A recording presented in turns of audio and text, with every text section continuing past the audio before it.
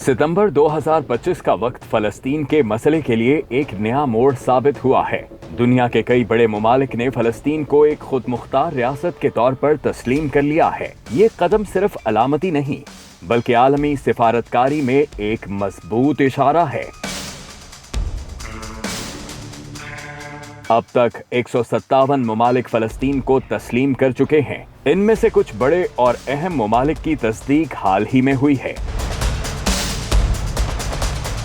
21 सितंबर 2025 को वज़ीर-ए-आज़म care Starmer ने पार्लियामेंट में ऐलान किया कि बरतानिया फलस्तीन को बाज़ाब्ता तौर पर तस्लीम करता है। उनका कहना था, ये एक कदम है मुनसिफाना दो रियासती हल और देरपा अमन की तरफ। I can confirm the UK will recognise the state of Palestine by the United Nations General Assembly in September. उसी दिन वज़ीर-ए-आज़म मार्क कार्नी ने कहा, कनाडा ने हमेशा दो रियासती हल की हिमायत की है। ये तस्लीम इसी विजन का हिस्सा है। Canada recognizes the state of Palestine. France ने भी तस्लीम किया और कहा कि ये कदम दो रियासती हल को दोबारा जिंदा करने के लिए है। Je déclare que la France reconnaît aujourd'hui l'État de Palestine. Australia की हुकूमत ने कहा कि तस्लीम का मकसद दबाव पैदा करना है ताकि संजीदा मुज़ाकरात शुरू हो सकें। Australia will recognise the state of Palestine. Belgium, Portugal, Luxembourg, Malta, Andorra, Monaco, इन यूरोपीय ममालिक ने भी फलस्तीन की तस्दीक की और कहा कि ये सिर्फ इंसाफ का नहीं बल्कि अमन का भी तकाजा है।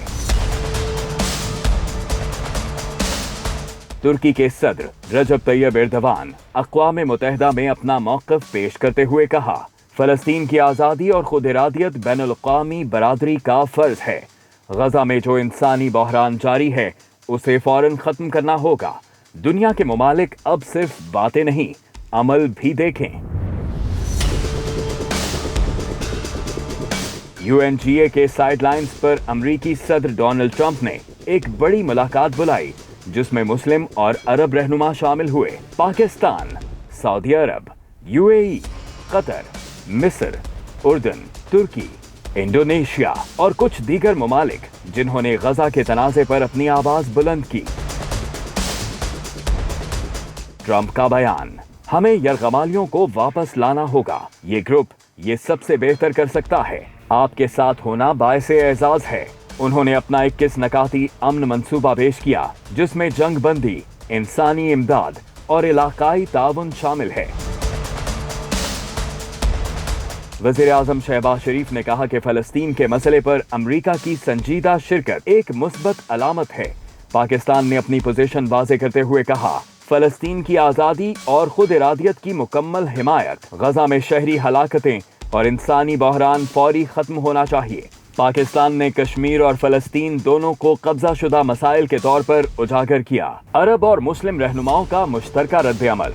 उन्होंने मुतालिबा किया, गजा की जंग फौरन रोकी जाए, यरगमालियों को रिहा किया जाए, इंसानी इमदाद बगैर रुकावट गजा पहुंचे, शहरी बेदखली और हलाकतों का सिलसिला खत्म हो।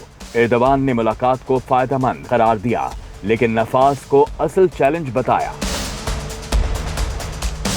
इसराइली वज़ीर-ए-आज़म बेंयामिन नेतन्याहू ने इन तस्लीमात को सख्ती से मुस्तरद कर दिया। उनका कहना था, फलस्तीनी रियासत का कयाम कभी नहीं होगा। ये एक शर्मनाक सरेंडर है। अक़वाम मुत्तहिदा की जनरल असेंबली में जब नेतन्याहू ने अपनी तकरीर की तो कई सिफारतकार एहतजाजन वॉकआउट कर गए।